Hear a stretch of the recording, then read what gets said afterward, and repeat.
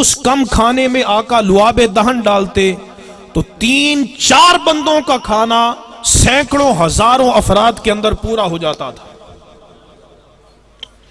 حضرت جابر رضی اللہ تعالیٰ عنہ، صحیح بخاری اور صحیح مسلم کی حدیث ہے، حضور صلی اللہ علیہ وسلم اپنے صحابہ کے ساتھ مل کر خندق کھود رہے تھے۔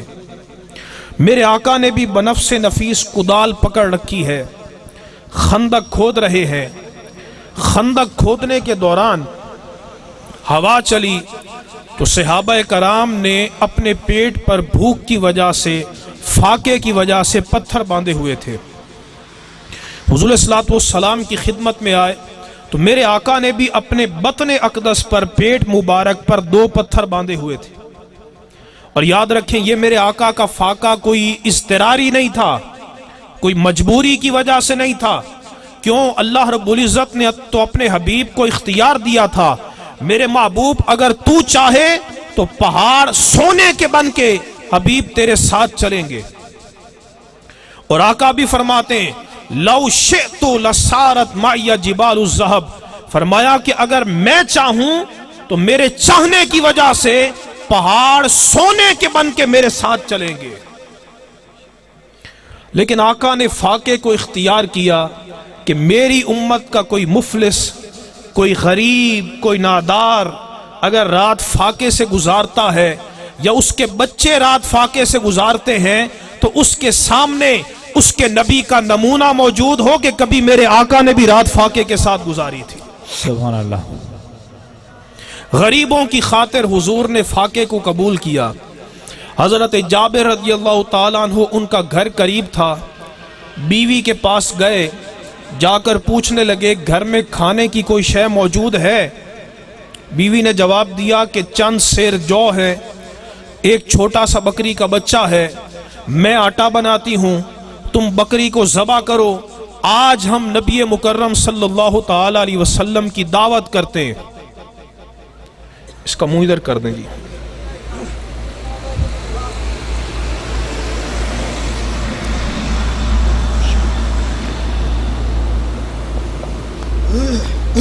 چند سیر جو ہیں، ایک چھوٹا سا بکری کا بچہ ہے، آج ہم حضور صلی اللہ علیہ وسلم کی دعوت کرتے ہیں اور سرکار کے ساتھ مزید 3 یا 4 بندوں کی دعوت کرتے ہیں۔ اب سنیے گا پوری حدیث اور آپ کو پتا چلے گا اللہ رب العزت نے اپنے حبیب کو کتنی عظیم شانوں سے نوازا ہے۔ حضرت جابر نے جب سنا کہ گھر میں کھانے کی شے موجود ہے تو بڑے خوش ہو گئے، لبوں پہ مسکراہٹ آ گئی کہ آج سرکار میرے گھر مہمان بن کے آئیں گے۔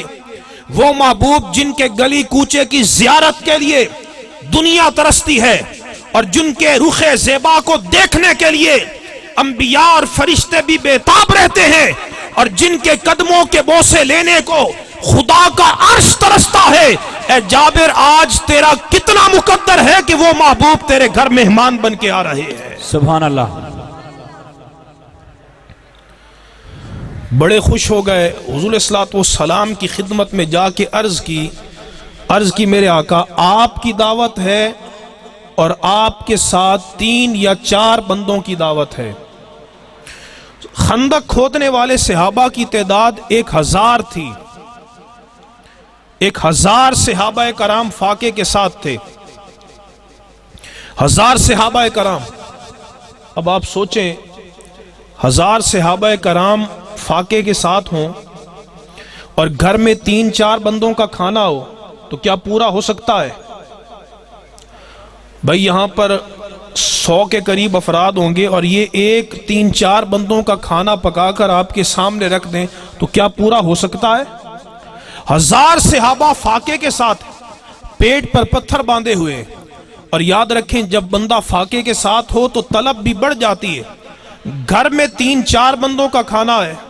حضرت جابر حضور صلی اللہ علیہ وسلم کے کان میں جا کر عرض کرتے ہیں میرے آقا میں نے آپ کی دعوت کی ہے اور آپ کے ساتھ 3-4 بندوں کی مزید دعوت ہے، حضور آپ میرے غریب خانے پہ تشریف لائیں، میں نے آج آپ کی دعوت کی ہے۔ تو سرکار کیسے برداشت کرتے کہ میں جا کر کھاؤں اور میرے صحابہ بھوکے رہیں جو میری خاطر دن رات ایک کر رہے ہیں، اور میری خاطر کدالیں پکڑ کے خندق کھود رہے ہیں، حضور کیسے برداشت کرتے؟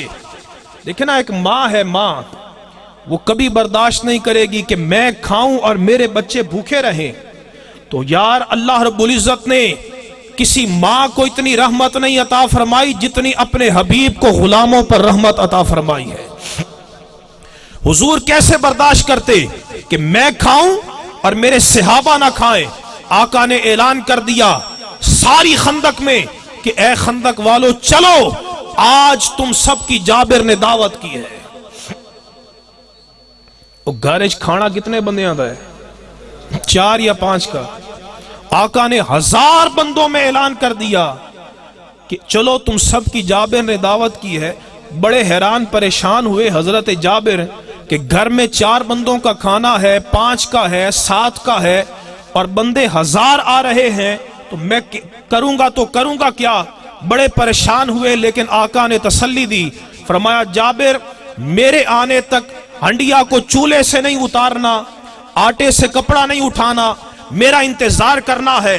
جب تاجدار کائنات، ماہ نبوت، مہر رسالت اپنے غلاموں کے جلوں میں 1000 صحابہ کے ساتھ حضرت جابر کے گھر پہنچے، تو گھر جا کے آقا نے پہلا کام یہ کیا کہ ہنڈیا سے ڈھکن اتار کے آقا نے اپنی تھوک، اپنا لعاب ہنڈیا میں ڈال دیا، آٹے سے کپڑا اٹھا کے آقا نے اپنی تھوک، اپنا لعاب ڈال دیا، بارکا اللہ سے برکت کی دعا مانگی، فرمایا کہ اڑوس پڑوس کی عورتوں کو بلا لو، روٹیاں پکانی شروع کرو۔ حضرت جابر کہتے ہیں روٹیاں پکنی شروع ہو گئیں، سالن نکلنا شروع ہو گیا، لوگ صحابہ کرام جی سیر ہو کے کھا کے چلے جاتے، لیکن کہتے ہیں خدا کی قسم لعاب مصطفیٰ کا اعجاز دیکھا کہ 1000 صحابہ جی سیر ہو کے کھا کے چلے گئے، لیکن جس ہنڈیا میں حضور نے اپنا لعاب ڈال دیا تھا اس میں سے قطرہ کم نہیں ہوا تھا، آٹے میں سے ذرہ کم نہیں ہوا تھا۔ سبحان اللہ، سبحان اللہ، کیا بات ہے، واہ واہ۔ ذرا سوچئے کتنا عظیم معجزہ ہے میرے آقا علیہ الصلوۃ والسلام کا۔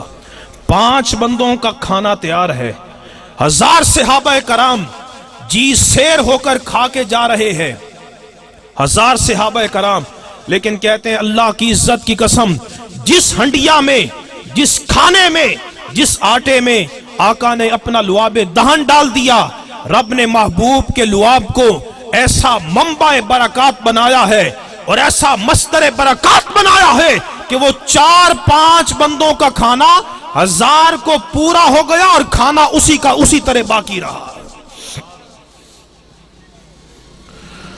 اچھا بھائی، جو بندہ یہ سمجھتا ہے نا کہ نبی علیہ الصلوۃ والسلام ہماری مثل بشر ہیں، بعض لوگ کہتے ہیں جی ہمارے جیسے بشر تھے، ہمارے جیسے بشر تھے۔ میں پوچھتا ہوں کہ اگر حضور صلی اللہ علیہ وسلم تمہاری مثل بشر ہیں، عام بشروں کی طرح ہیں، ایمان سے بتا تیرے گھر میں 4-5 بندوں کا کھانا ہو اور تو تھونکے ڈالتا رہے، لعاب ڈالتا رہے، تو کیا وہ 1000 میں پورا ہو سکتا ہے؟ وہ تو تیرے گھر والے بھی اٹھا کر وہ کھانا باہر پھینک دیں گے، بھلے تو جتنا بڑا پاک باز ہے، لوگوں کو گھن آئے گی، لوگ نفرت کریں گے، ارے تو میرے آقا کی مثل کیسے بن سکتا ہے کہ تو میرے آقا کے لعاب کی مثل نہیں ہے، ذات کی مثل کیسے بن سکتا ہے؟ سبحان اللہ، بے شک۔ اچھا بھائی، آپ کو خدا نہ خواستہ کوئی ایمرجنسی ہو جائے، کوئی بندہ زخمی ہو جاتا ہے، اچانک بیمار پڑ جاتا ہے، آپ کیا کرتے ہیں؟ اسے اٹھا کر لے جاتے ہیں ہسپتال میں، ایمرجنسی بنی ہوئی ہے، وہاں ڈاکٹر اس کی جو ہے مطلب اسے ایڈ دیتے ہیں، مدد کرتے ہیں اور اس کو سرجری کرتے ہیں، تو تب جا کر بندہ ٹھیک ہوتا ہے، دوا دیتے ہیں۔ لیکن یارو، صحابہ کرام علیہم رضوان کا اعتقاد کتنا پیارا تھا، کسی ایک صحابی کے متعلق منقول نہیں ہے کہ انہیں کبھی مشکل پڑی ہو، تکلیف پڑی ہو، مصیبت پڑی ہو، جنگوں میں زخمی بھی ہو جاتے تھے، لیکن یاد رکھو کسی صحابی سے منقول نہیں ہے کہ وہ صحابی کسی زخمی کو اٹھا کر کسی حکیم کے پاس لے گئے ہوں، کسی طبیب کے پاس لے گئے ہوں، نہیں، تمام صحابہ کا عقیدہ کیا تھا؟ جب کوئی زخمی ہو جاتا، بیمار ہو جاتا، کوئی مریض ہو جاتا، صحابہ اٹھا کر اسے در مصطفیٰ پہ لے کے آتے، میرے آقا کی بارگاہ میں لے کر آتے، آقا لعاب دہن ڈال دیتے، رب اس بیمار کو شفا عطا فرما دیتا تھا۔ سبحان اللہ۔ اٹھائیے دلائل النبوت اٹھائیں۔ حضور صلی اللہ علیہ وسلم ایک صحابی تھے جن کا نام حضرت ابو قتادہ تھا۔ جنگ بدر میں ان کی دائیں آنکھ پر ایک تیر آ کے لگا، دائیں آنکھ پر۔ انہوں نے وہ تیر باہر نکالا، حدیث میں آتا ہے کہ ان کا آنکھ کا ڈھیلا باہر نکل آیا۔ آنکھ کا، بھائی توجہ ادھر ادھر نہ کریں، حدیث کا معاملہ ہے۔ آنکھ کا ڈھیلا باہر نکل آیا۔ بتائیے یہ مشکل تھی یا نہیں؟ کتنی بڑی مصیبت ہے۔ آنکھ کا ڈھیلا باہر نکل آیا اور ان کی بینائی ختم ہو گئی اور آنکھ میں سے خون جاری ہے، لیکن صحابی کا حسن عقیدہ دیکھیے کہ وہ آنکھ کا ڈھیلا اٹھا کر نہ کسی طبیب کے پاس گئے، نہ کسی حکیم کے پاس گئے، بلکہ آنکھ کا ڈھیلا اٹھا کر حضور صلی اللہ علیہ وسلم کی بارگاہ میں آئے۔ انہیں پتا تھا کہ رب نے اپنے محبوب کو بے اختیار نہیں بنایا، رب نے اپنے حبیب کو ہماری مثل نہیں بنایا، بلکہ رب کائنات نے اپنے حبیب کو اس کائنات میں اعجازی شان عطا کی ہے۔ حضور چاہیں تو اپنا لعاب ڈال کے حضور نابینا کو بینا بھی کر سکتے ہیں۔ حضرت عیسیٰ علیہ السلام کا معجزہ قرآن بیان کرتا ہے، ابری الاکمہ والابرس، مادر ذات نابینا ہے، اس کی آنکھ میں پھونک مارتے وہ بینا ہو جاتا۔ یارو اگر رب کائنات حضرت عیسیٰ علیہ السلام کو یہ شان دے سکتا ہے تو میرے آقا کی شان کتنی عظیم ہوگی۔ اب وہ صحابی آنکھ کا ڈھیلا اٹھا کر لے آئے۔ حضور صلی اللہ علیہ وسلم نے نہیں فرمایا کہ میں کیا کر سکتا ہوں، لیکن اگر ہمارے جیسے بشر ہوتے تو جواب تو یہ بنتا تھا، اگر آپ کے پاس کوئی زخمی اٹھا کر لے آئے تو آپ کہیں گے بھائی میں کیا کر سکتا ہوں، اسے کسی حکیم کے پاس لے جاؤ، ڈاکٹر کے پاس لے جاؤ، میرے بس میں کچھ نہیں ہے۔ اگر حضور کچھ نہ کر سکتے تو آقا جواب دے دیتے، لیکن نہیں، حدیث میں آتا ہے میرے آقا نے اپنا لعاب دہن اس آنکھ کے ڈھیلے پر ڈالا اور آنکھ کے ڈھیلے پر ڈال کے حضور نے وہ ڈھیلا ان کی آنکھ میں رکھ دیا۔ حضرت ابو قتادہ کہتے ہیں خدا کی عزت کی قسم، جب میرے آقا نے لعاب دہن لگا کے اس آنکھ کے ڈھیلے کو اس کی جگہ پہ رکھا تو رب نے صرف بینائی مجھے نہیں عطا کی، بلکہ جتنا مجھے اس آنکھ سے نظر آتا تھا اتنا دوسری آنکھ سے نظر نہیں آتا۔ سبحان اللہ۔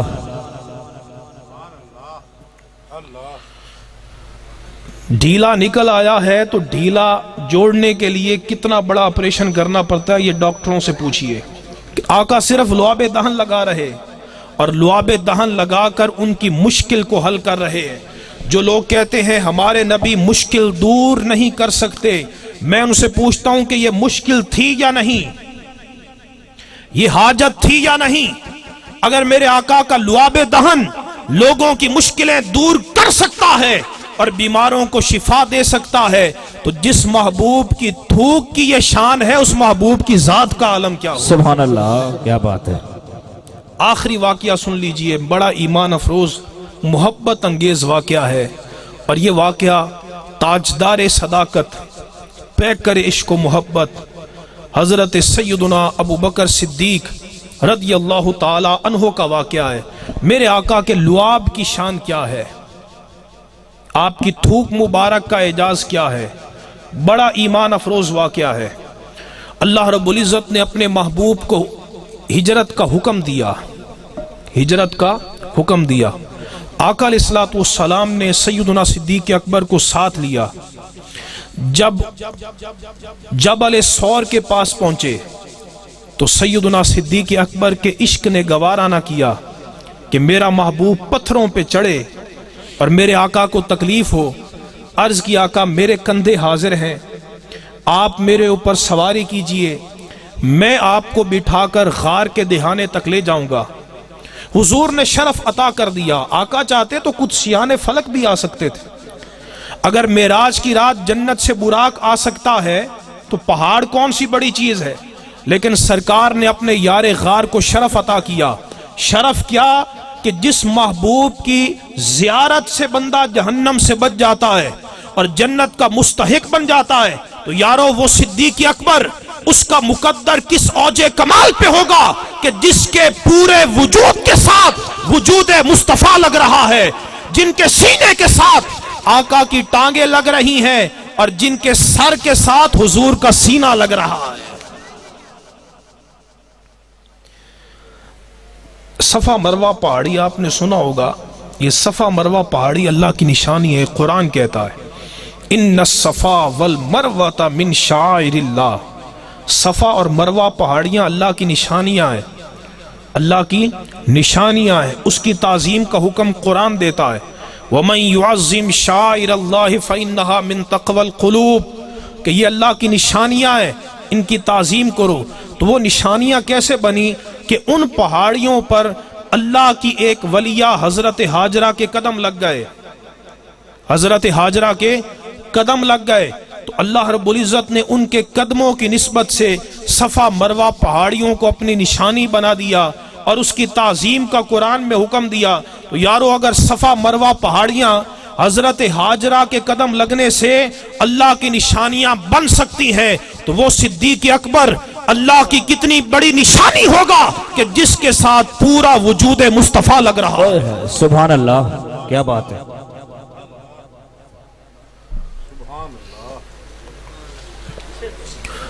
تو اگر صفا مروہ پہاڑیوں کی تعظیم کرتے ہو تو پھر صدیق اکبر کی بھی تعظیم کیا کرو. حضرت صدیق اکبر نے اپنے کندھوں پر اٹھا کر غار کے دہانے پہنچے تو عرض کی میرے آقا میں اندر جا کر صفائی کرتا ہوں، آپ مجھے اجازت دیجئے، آپ یہاں ٹھہریے. حضور صلی اللہ علیہ وسلم ٹھہر گئے. حضرت صدیق اکبر اندر گئے. اندر غار میں سوراخ موجود تھے. حضرت صدیق اکبر نے صفائی کرنے کے بعد اب کپڑا نہیں ہے کہ سوراخ بند کریں، چونکہ پہاڑوں میں عموماً سانپ رہتے ہیں، موذی جانور رہتے ہیں. صدیق اکبر نے گوارا نہ کیا کہ میرے محبوب کو کوئی موذی جانور اذیت پہنچائے. تو یارو چشم فلک نے کبھی ایسا عشق کا نظارہ نہ دیکھا ہوگا. صدیق اکبر رضی اللہ تعالیٰ عنہ انہوں نے اپنا قمیص اتار دیا اور قمیص اتار کے اپنے ہاتھوں سے پھاڑ کے غار کے سارے سوراخ بند کیے. ایک سوراخ باقی رہ گیا، وہاں پر اپنی ایڑی رکھ دی. وہاں پر ایڑی رکھ دی. صدیق اکبر نے اپنا قمیص اتار دیا. عرض کی آقا تشریف لے آئیے. میرے آقا تشریف لے آئے. حضور نے دیکھا صدیق اکبر کے بدن پہ قمیص نہیں ہے. سرکار نے پوچھا اینا ثوبک یا ابا بکر، ابو بکر تیرا قمیص کہاں ہے؟ عرض کی آقا غار میں سوراخ تھے تو میں نے اپنا قمیص اتار کے پھاڑ کے غار کے سوراخ بند کر دیے. جب حضور نے اپنے یار غار کی یہ رفاقت دیکھی، یہ ایثار دیکھا تو میرے آقا کا بحر کرم جوش میں آیا. اللہ سے ہاتھ اٹھا کر دعا مانگی. عرض کی اللہم اجعل ابا بکر معی فی درجتی یوم القیامہ.